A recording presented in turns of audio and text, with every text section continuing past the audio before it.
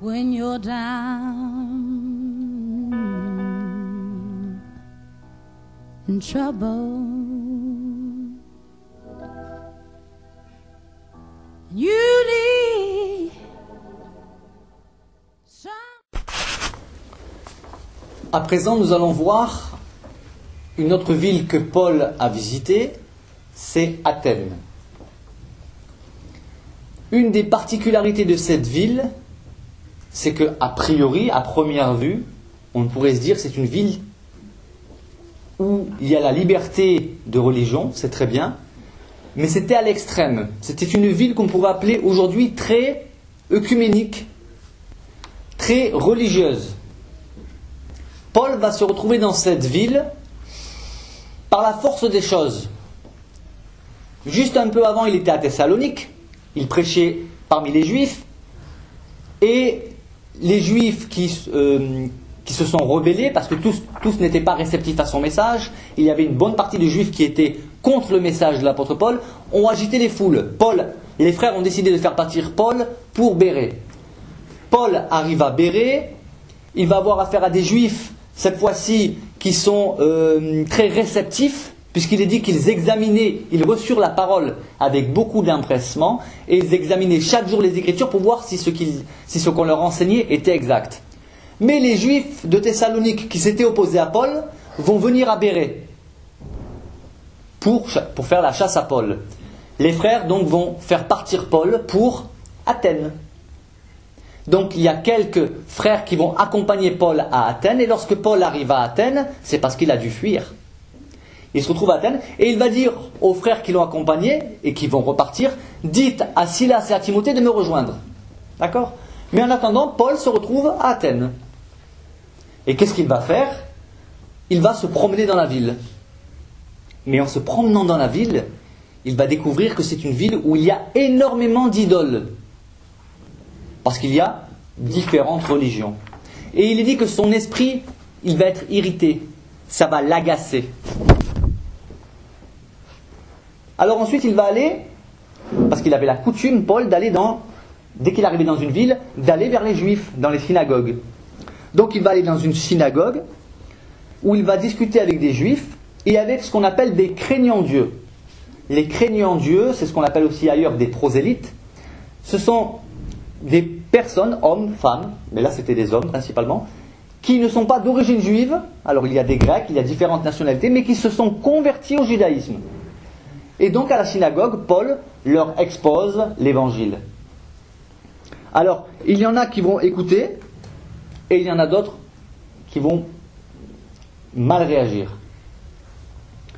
En dehors de cela, Paul va aussi continuer, il va parler aussi, pas seulement dans la synagogue, mais sur les places publiques, sur une place publique. Et là, il va rencontrer quelques philosophes. Il faut savoir qu'en plus des religions, il y avait aussi beaucoup de philosophie sur Athènes. Et parmi ces philosophes, il y avait des épicuriens et des stoïciens. Je vais faire court. Épicuriens, pour eux, la doctrine épicurienne, c'est la recherche du plaisir, mais pas seulement le plaisir sensuel, mais le plaisir par le détachement de toute souffrance. Ça, c'était les épicuriens. Les stoïciens, c'était la résignation par rapport aux souffrances. Peu importe ce qui nous arrive, il faut être stoïque. Il faut tout accepter. Et donc, il y a deux grandes philosophies présentes à Athènes. Et lorsque Paul se mit à parler avec eux, les uns disaient « Que veut dire ce discoureur ?» Dans d'autres traductions, parce qu'il y a quelque chose de moqueur dans cette remarque. Qu'est-ce qu'il raconte, cette jacasse ? Qu'est-ce qui... Voilà, c'est... Et puis il y en a d'autres qui disaient « Il semble qu'il annonce des divinités étrangères. » Alors comme ils voulaient en avoir le cœur net, ils le prirent et l'amenèrent à ce qu'on appelle l'Aréopage. L'Aréopage, c'était une montagne qui était consacrée à Arès, le dieu de la guerre, connu sous le nom de Mars chez les Romains. Et sur cette montagne, c'est là que s'assemblaient les magistrats, c'est là que se réglaient les grandes affaires au tribunal. Voilà. Mais c'est aussi là que se réunissaient les grands philosophes, les savants, et qu'il y avait souvent des discussions très, très animées et des débats. Et ils vont lui dire, pourrions-nous savoir quelle est cette nouvelle doctrine Il n'avait jamais entendu parler de l'Évangile. Car tu nous fais entendre des choses étranges. Nous voudrions savoir ce que cela peut être. Cela montre aussi qu'ils étaient curieux. Ce n'est pas étonnant parce qu'en fait, il faut savoir que à Athènes, les habitants et les étrangers qui étaient de passage ou qui étaient là, ils aimaient parler de choses et d'autres. Ils aimaient bien discuter de choses et d'autres. Ils étaient toujours à l'affût d'une nouvelle. Un peu, on pourrait dire, une plaque tournante médiatique. Ils auraient été heureux, à mon avis, d'avoir la télévision à cette époque-là. Et Paul, au milieu de l'aréopage, va ouvrir la bouche et va leur dire « Hommes athéniens, je vous trouve à tous égards extrêmement religieux. » Paul parlait de Dieu à des personnes qui étaient religieux. Et effectivement, si à Athènes il y avait une telle concentration de croyances, de divinités, d'idoles, on peut imaginer le nombre de croyances qu'il y a aujourd'hui dans le monde. Il y a même, je dirais, tellement de croyances que finalement, lorsque vous parlez de la foi autour de vous, on va vous dire, mais qu'est-ce qui me dit que vous avez la vérité ? Et pourquoi vous auriez la vérité et pas les autres ? Donc cela sème la confusion. Et Paul explique, il dit, parce qu'en parcourant votre ville et en considérant les objets de votre dévotion, j'ai même découvert un autel avec cette inscription « à un Dieu inconnu ». Il faut savoir qu'ils étaient aussi très superstitieux. La relation qu'ils avaient avec la divinité, c'est païen, la relation qu'ils avaient avec la divinité, c'était une relation d'un Dieu courroucé, de différents dieux courroucés, qu'il faut calmer pour faire tomber leur colère. Ce qui explique qu'ils pratiquaient différentes religions. Et comme ils savaient qu'il est possible qu'il y ait un Dieu qu'ils aient oublié, ils avaient mis pas une seule, mais plusieurs stèles, des statues, dédiées au Dieu inconnu, à qui ils faisaient aussi des sacrifices, des offrandes, etc., pour apaiser. Voici l'image qu'ils avaient des divinités. Et alors, Paul va leur dire, vous voyez ce Dieu inconnu là, que vous révérez sans le connaître, c'est de lui que je viens vous parler, c'est lui que je vais vous annoncer. Et il leur explique qui est ce Dieu-là. Le Dieu en qui je crois, le Dieu que je vous propose, dont je vous parle, c'est le Dieu, le seul, l'unique, qui a fait le monde et tout ce qui s'y trouve. Il est le Seigneur du ciel, de la terre, et il n'habite pas dans les temples faits de mains d'hommes. Il n'est pas servi par des mains humaines, comme s'il avait besoin de quoi que ce soit, lui qui donne la vie, la respiration et toute chose à tous. Parce que là, cette précision est importante. Cela montre que le Dieu que Paul présente n'a rien à voir avec les idoles auxquelles les Athéniens croyaient. Et il dit, ce Dieu-là a fait que tous les hommes, sortis d'un seul sang, sortis de Adam, habitent sur toute la surface de la terre, parce qu'il a déterminé la durée des temps et les bornes de leur demeure. On peut penser aux frontières des différents pays. Et il dit, le Dieu que je vous présente a voulu que les hommes le cherchent et qu'ils s'efforcent de le trouver en tâtonnant. Alors qu'en réalité, le Dieu dont je vous parle n'est pas loin de chacun d'entre nous. Il essaye de les interpeller par la raison, comme s'il voulait leur dire, réfléchissez un peu. Le Dieu dont je vous parle n'a rien à voir avec ces idoles-là. C'est pas quelqu'un qu'il faut calmer à coups d'offrande, mais c'est celui qui a créé toutes choses. Et ce que vous faites, il ne se sert pas, le Dieu dont je vous parle ne se fait pas servir de la même manière que vous servez vos idoles. Et il n'est pas loin de chacun d'entre nous. C'est mystérieux, d'autant qu'on ne le voit pas. Nous ne l'entendons pas. Certaines personnes ont pu, et même encore aujourd'hui, le voir dans une vision ou l'entendre. Mais la plupart d'entre nous, nous ne pouvons pas dire que nous avons vu ou entendu Dieu de manière audible ou vu de manière visible. L'apôtre Pierre, il dit, celui en qui vous avez cru et en qui vous croyez encore et que vous n'avez jamais vu. Il parle de Jésus. Et il nous encourage à persévérer. La foi, c'est cela. Nous marchons non par la vue, mais par la foi. la foi, c'est la confiance, c'est ce qui va nous permettre de dire, malgré que je ne vois pas, malgré que je ne ressens pas, malgré que je n'entends pas, je crois quand même. L'apôtre Paul avait aussi de grandes connaissances, et il va exploiter ces connaissances-là. Il va leur dire, car en lui, nous avons la vie, le mouvement et l'être. C'est ce qu'ont dit aussi quelques-uns de vos poètes. De lui, nous sommes la race. Il cite en partie un poète qui s'appelait Épiménide. C'est dire la connaissance que Paul avait. Non seulement il avait des connaissances bibliques, des connaissances théologiques, mais il avait aussi des connaissances philosophiques. Et il va utiliser cet argument en leur disant nous sommes de la race, de lui nous sommes la race, nous sommes de la race de Dieu, pour préciser que, étant donc de la race de Dieu, nous ne devons pas croire que la divinité soit semblable à de l'or, à de l'argent ou à de la pierre, sculptée par l'art et l'industrie de l'homme. Parce que c'est très humain. On a besoin de voir pour croire, alors qu'est-ce qu'on fait? On se construit des statues, on se fait des idoles en argent, en bois, en or.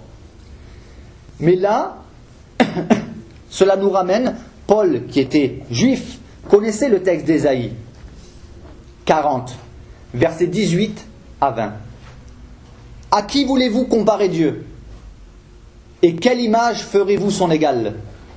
C'est un ouvrier qui fond l'idole, et c'est un orfèvre qui le couvre d'or. Et il soude des chaînettes d'argent. Celui que la pauvreté oblige à donner peu, choisit un bois qui résiste à la vermoulure, il se procure un ouvrier capable pour faire une idole qui ne branle pas.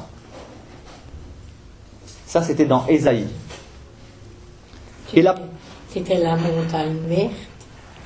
Non, c'est pas la montagne verte. Non. Donc, Paul veut les interpeller, leur dire arrêtez de croire en vos idoles, en vos statues, mais il le fait avec beaucoup de sagesse et beaucoup de tact.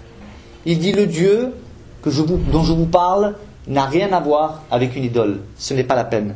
C'est inutile. Et il va conclure en disant Dieu, sans tenir compte des temps d'ignorance, annonce maintenant à tous les hommes, en tout lieu, qu'ils ont à se repentir. Chaque homme, peu importe sa religion. L'apôtre Paul n'est pas venu apporter une religion. Moi, souvent les personnes, quand je parle de ma foi, me disent ah oui, tu t'es accroché à la religion, tu crois en une religion, c'est ta religion. Mais le monde est rempli de religions.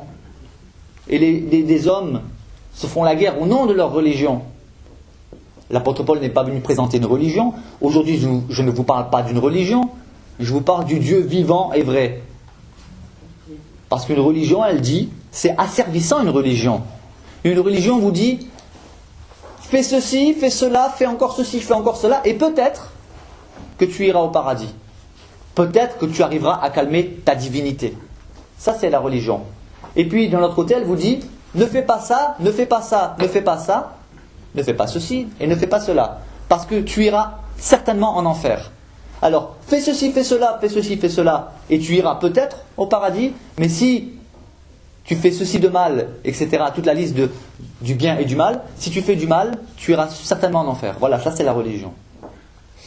Dieu, le message de Dieu, le message que l'apôtre Paul va leur apporter, il va leur parler de Jésus et de la résurrection. Il ne parle pas d'une religion, il parle d'une personne qui est morte en sacrifice pour chacun d'entre nous, et celui qui croit en ce sacrifice est sauvé. Et parce qu'il est sauvé, sa vie va changer. Et parce que sa vie va changer, il va pratiquer de bonnes œuvres. C'est pour ça qu'il y a des gens qui disent « Vous êtes pratiquants, vous êtes très pratiquants, vous. » Mais c'est un non-sens. Parce que les Athéniens étaient aussi très pratiquants. Mais ce n'est pas la pratique qui sauve. Je pratique parce que je suis sauvé. Je suis sauvé parce que Christ est mort à la croix sur mes péchés. Mais je peux pratiquer une religion, même une religion chrétienne. Ça veut dire, je veux dire par là que vous pouvez vous dire, je vais aller à l'église. Comme ça fait plaisir à Dieu. Je vais donner de l'argent aux pauvres. Comme ça fait plaisir à Dieu. Et comme ça, peut-être que j'irai au paradis. Même cette idée de faire des choses pour être sauvé est entrée dans le milieu chrétien. Il n'y a pas que la débauche, comme le disait Malou, qui est rentré dans l'église. Il y a aussi l'état d'esprit de religion. On va faire du bien pour peut-être mériter le paradis. Mais le paradis ne se mérite pas et le paradis n'est pas à vendre. Le paradis, nous y avons accès gratuitement par la foi en Jésus-Christ. Et si nous pratiquons de bonnes œuvres, c'est parce que nous sommes sauvés. Par grâce. Et voici la réaction des Athéniens. Lorsqu'ils entendirent parler de résurrection des morts, les uns se moquèrent. Et les autres dirent, « Oh, nous t'entendrons là-dessus une autre fois. » Et aujourd'hui, il y a la même réaction lorsque je parle de ma foi autour de moi. Alors il y a les indifférents, il y a les silencieux, les moqueurs, et ceux qui disent « Ah, c'est intéressant, on en parlera une autre fois. »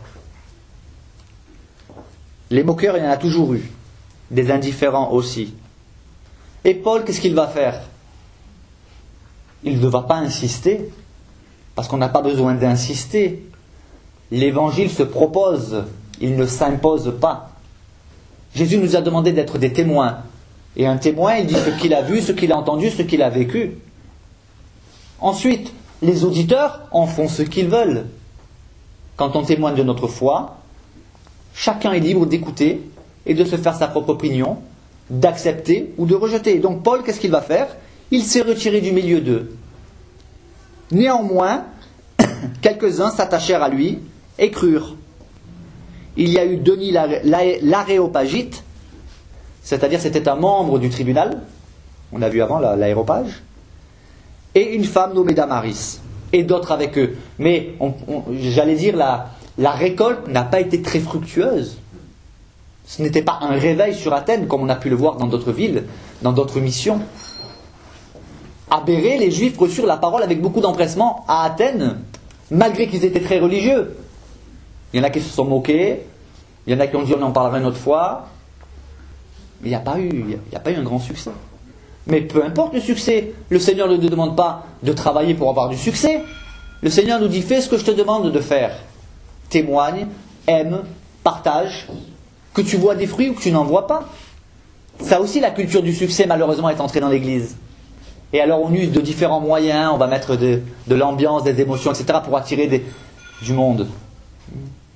Annonçons l'Évangile pur, dans sa simplicité, et peu importe les réactions, et encore là les réactions, on va dire qu'elles ont été, entre guillemets, sympathiques, parce qu'il ne s'est pas fait taper dessus.